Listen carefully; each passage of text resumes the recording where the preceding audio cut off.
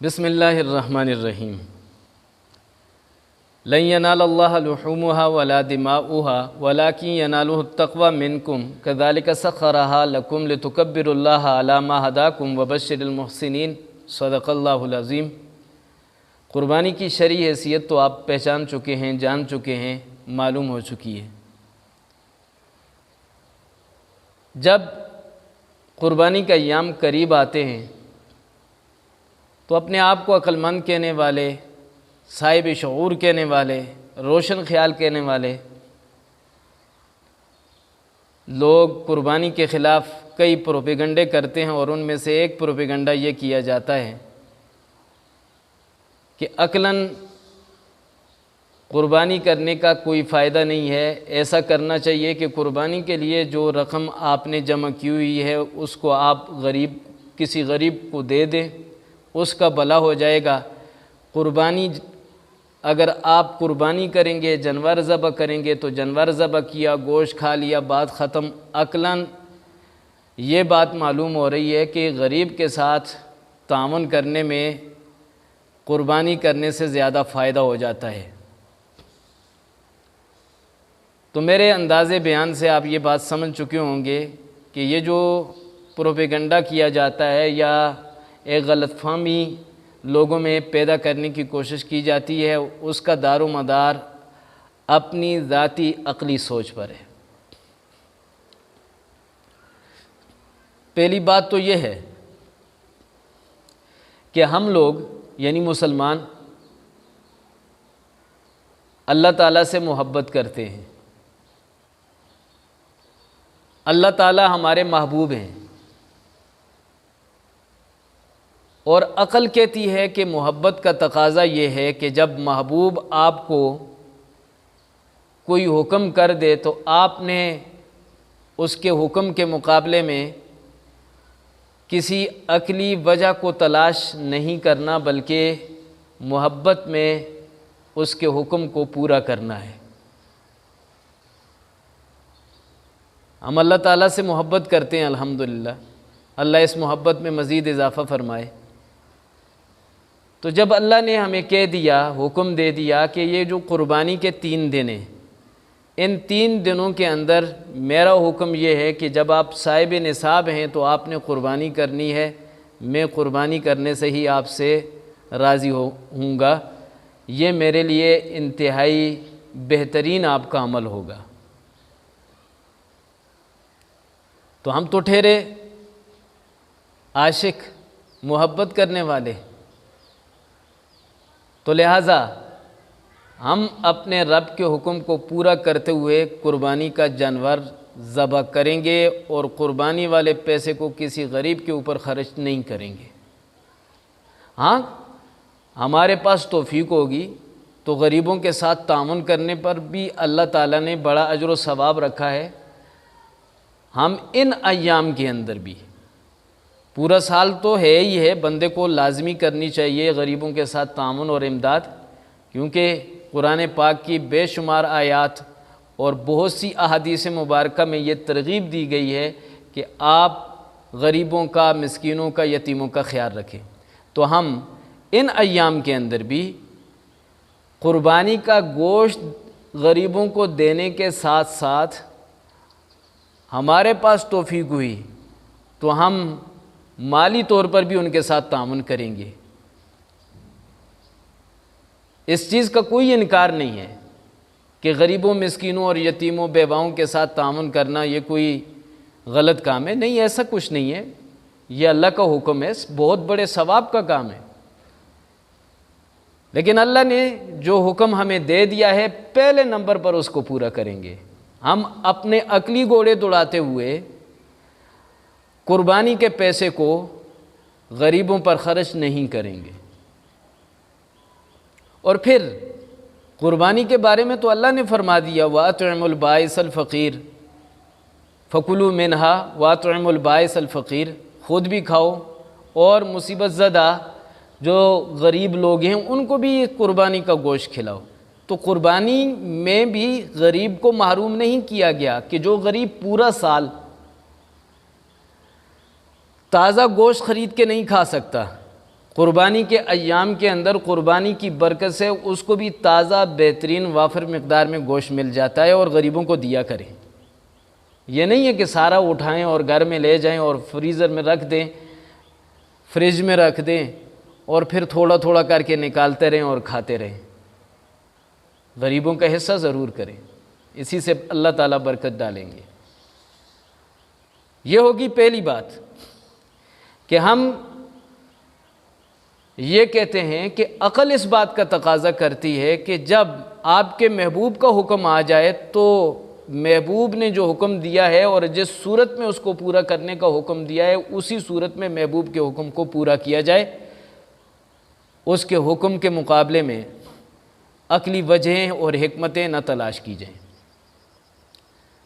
دوسری بات، ٹھیک ہے غریبوں کے ساتھ تعاون کیا جائے، کرنا چاہیے، لیکن معترضین یا یہ جو پروپیگنڈا باز ہیں، یہ غریبوں کے اگر اتنے ہمدرد ہیں تو وہ پیسے جو اپنے باتھ روم کی ٹائلوں پر لگا دیتے ہیں، باتھ روم کی ڈیکوریشن پر لگا دیتے ہیں، وہاں پر ٹائلیں نہ لگائیں، وہاں پر فوارہ نہ لگائیں، کیونکہ اس کے بغیر بھی باتھ روم تو بن سکتا ہے، ٹائلوں کے بغیر بھی باتھ روم بن سکتا ہے، فوارے کے بغیر بھی بندہ بالٹی کے اندر پانی ڈال کے غسل کر سکتا ہے، تو وہ پیسہ بچائیں اور غریبوں کو دے دیں، لیکن ایسا یہ لوگ نہیں کریں گے۔ آپ اپنی بیوی کے شاپنگ کے پیسے بچائیں، کپڑے تو اس کے پاس موجود ہیں گھر میں، جوتے بھی موجود ہیں، وہ آئے دن نئے نئے کپڑے خرید رہی ہے، نئی نئی چیزیں خرید رہی ہے، شاپنگ کر رہی ہے، تو آپ اپنی زوجہ محترمہ کے اخراجات سمیٹ دیں، ختم کر دیں۔ ضروریاتی زندگی تو اس کے گھر میں آلریڈی موجود ہیں، تو آپ وہ پیسہ بچوں کے نئے کپڑے، نئے جوتے پر خرچ ہونے والا پیسہ اور انٹرٹینمنٹ کے لیے جو آپ اپنے اوپر، بچوں کے اوپر، بیوی کے اوپر پیسہ خرچ کرتے ہیں، وہ والا پیسہ، یہ سارا پیسہ اکٹھا کریں اور آپ غریبوں کے ہمدرد ہیں تو آپ غریبوں کے ساتھ تعاون کریں۔ لیکن اعتراض کرنے والے، پروپیگنڈا کرنے والے یہ کام بھی کبھی نہیں کرتے، صرف غریبوں کا نام لے کر ان کے ساتھ ہمدردی جتلانے کا بہانہ بنا کر یہ دراصل قربانی والے اس عمل کو معاشرے سے ختم کرنا چاہتے ہیں۔ آپ اگر غریبوں کے اتنے خیر خواہ ہیں تو آپ اپنے آئی فون فروخت کر دیں اور اس کا پیسہ غریبوں پر خرچ کر دیں۔ آپ اپنے گھر کے اندر ڈیکوریشن کی بہت ساری چیزیں لگاتے ہیں تو وہ چیزیں آپ فروخت کر دیں، یا ان پر خرچ ہونے والا جو پیسہ ہے آپ اس کو اٹھائیں اور غریبوں کے ساتھ تعاون کریں، لیکن آپ تو ایسا نہیں کرتے۔ تو پتہ یہ چلا کہ آپ کے دل کے اندر غریبوں کی ہمدردی نہیں پائی جاتی ہے، صرف اسلامی حکم سے نفرت پائی جاتی ہے، اور آپ ہم مسلمانوں کو بے وقوف سمجھتے ہیں کہ ہم آپ کی باتوں میں آ جائیں گے۔ بڑے بے وقوف ہیں آپ کہ آپ مسلمانوں کو غلط فہمیوں کا شکار کرنا چاہتے ہیں اور اللہ کے حکم سے دور کرنا چاہتے ہیں۔ ایسے کب ہو سکتا ہے؟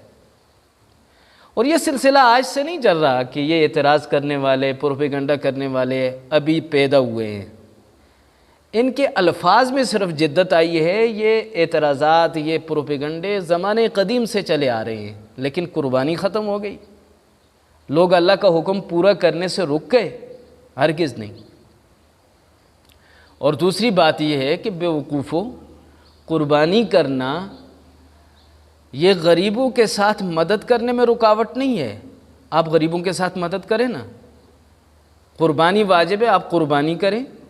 قربانی کے واجب ہونے کا مطلب یہ ہے کہ آپ امیر ہیں تو آپ قربانی کریں اور اللہ کا حکم بھی پورا کریں قربانی والا جو کہ واجب ہے، اور آپ غریبوں کے ساتھ نقدی کی صورت میں بھی تعاون کریں، مدد کریں۔ قربانی نے کب آپ کو روکا ہے کہ آپ غریب کے ساتھ تعاون نہ کریں، اور یا غریب کے ساتھ تعاون نے کب آپ کو روکا ہے کہ آپ قربانی نہ کریں؟ تو پھر یہ بیوقوفوں والے پروپیگنڈے، کہ بھئی قربانی والا پیسہ ادھر خرچ کر دیں غریبوں پر، قربانی نہ کریں، اس سے زیادہ فائدہ ہو جائے گا۔ یہ پروپیگنڈے آپ اپنے پاس رکھیں، ان سے کوئی فائدہ ہونے والا نہیں ہے۔ اگلی بات کہ یہ یاد رکھیے کہ ہر چیز کی جو صورت ہوتی ہے اس صورت ہی کے مطابق اس کے اندر روح ڈالی جاتی ہے۔ دیکھو انسان کی جو صورت ہے اس کے اندر روح بھی انسان والی ڈالی جاتی ہے،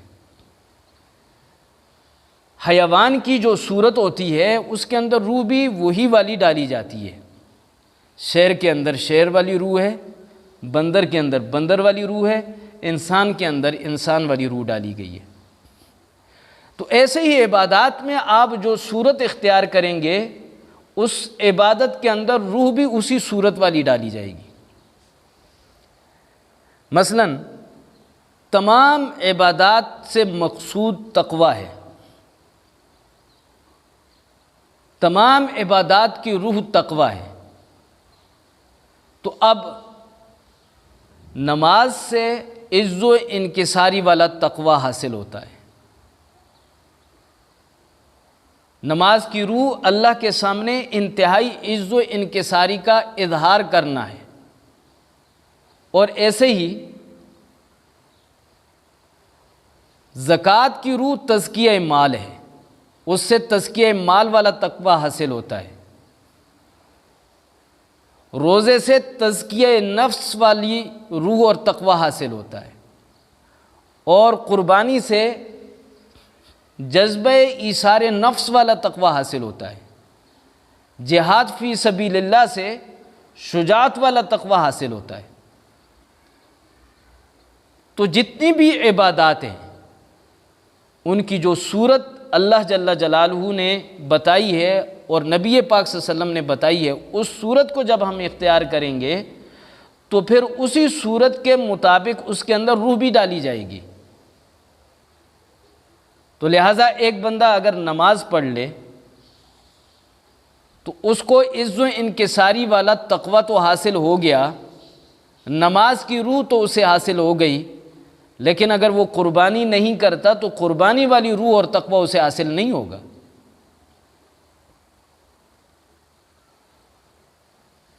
جیسے کوئی بندہ ہے وہ اپنے گھر کے اندر کسی کو نوکر رکھتا ہے، اور نوکر کا کام یہ ہے کہ اس نے کھانا پکانا ہے، یہ اس کا مقصد ہے۔ اب وہ گھر کے اندر صفائی کر لیتا ہے، گھر کے اندر جتنا بھی کوڑا کرکٹ ہے اس کو اٹھا دیتا ہے، جالے صاف کر دیتا ہے، ہر چیز جو بکھری پڑی تھی اس کو اٹھا کے اپنی اپنی جگہ پر بڑے سلیقے اور خوبصورتی کے ساتھ آراستہ کر دیتا ہے، رکھ دیتا ہے۔ تو اچھا کام کیا، مالک دیکھتا ہے، خوش ہوتا ہے، بڑا اچھا آدمی ہے کہ اس نے پورے گھر کو صاف کر دیا، ہر چیز کو اپنی جگہ پہ رکھ دیا۔ لیکن جب کھانے کا وقت آتا ہے تو مالک کہتا ہے بھائی کھانا لاؤ، تو وہ کہتا ہے میں نے تو صفائی کر دی تھی، صفائی کوئی برا کام تو نہیں تھا، میں نے کر دی تھی، تو اس لیے میں نے کھانا نہیں پکایا۔ تو مالک اس سے ناراض ہوگا کہ بھئی آپ کو گھر میں لانے کا مقصد اور آپ کو تنخواہ دینے کا مقصد یہ تھا کہ آپ بر وقت کھانا تیار کریں اور ہمیں دیں۔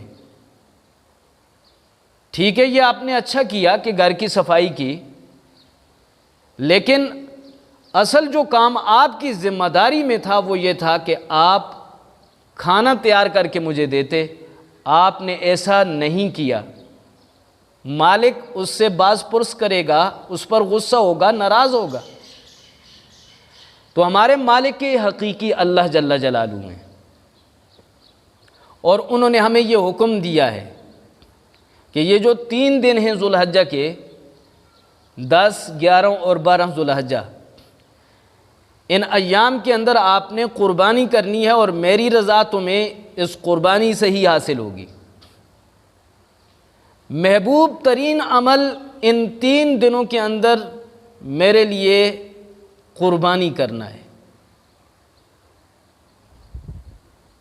تو لہذا مالک کا حکم مان کر جو بندہ ان 3 ایام میں قربانی کرے گا تو اللہ جل جلالہ اس پر خوش ہوں گے، اور کوئی بندہ یہ کہے کہ میں نے غریبوں کو پیسے دے دیے تھے، قربانی نہیں کیے، تو اللہ جل جلالہ اس سے ناراض ہوں گے۔ اور عقل کا تقاضا بھی یہی ہے کہ جو ذمہ داری انسان کو دی جائے، پہلے انسان اس ذمہ داری کو پورا کرے اور پھر دوسرے کام کرے۔